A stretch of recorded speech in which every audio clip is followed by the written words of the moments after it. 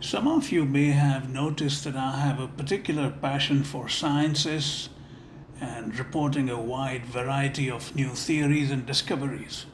Although I studied physics and chemistry at the university level, graduating with a Bachelor of Science degree, I frequently fall short of grasping many scientific ideas in their specific details and complexity.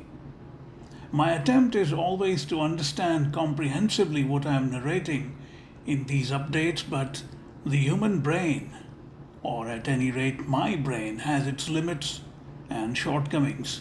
I do not believe in performative comprehension, by which I mean I pretend so well while reporting a story that the viewer might be misled into thinking that I have fully digested what I am saying.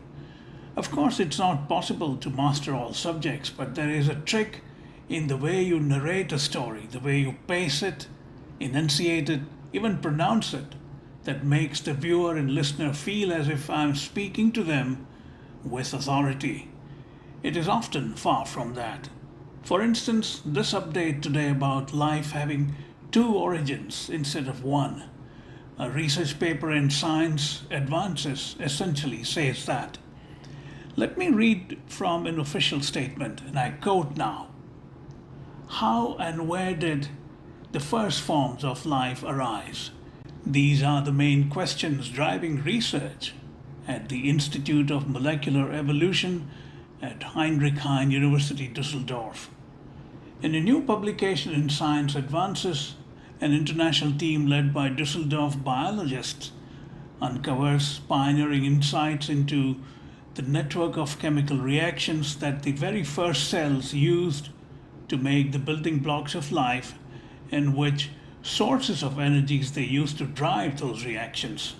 They retrace the origin of enzymes during life's earliest divergence into bacteria and archaea, and found evidence for two independent origins of life for free living cells.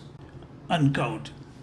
Dusseldorf biologist William Martin, senior author of the study, says, and I quote again, the new data leave only one conclusion. The bacteria and archaea lineages made the transition to the free living state independently. Only free living cells are alive. Let's call it by name. We are looking at one origin of the genetic code, but two origins of life, unquote.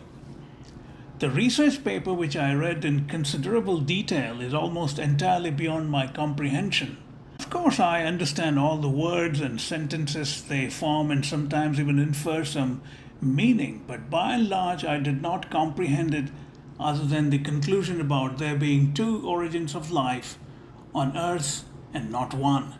The introduction to the paper begins thus, and I quote now. Metabolism is a non-negotiable property of life. It transforms environmental compounds into the building blocks of life and the chemical substance of cells, unquote. Metabolism, incidentally, is a sum of all chemical reactions in the human body that convert food and drink into energy that we need to live and do everything else in life. The paper drills down to themes such as the emergence of metabolism, an autocatalytic network of enzymatic reactions that synthesize amino acids, nucleotides, and cofactors. Fascinating.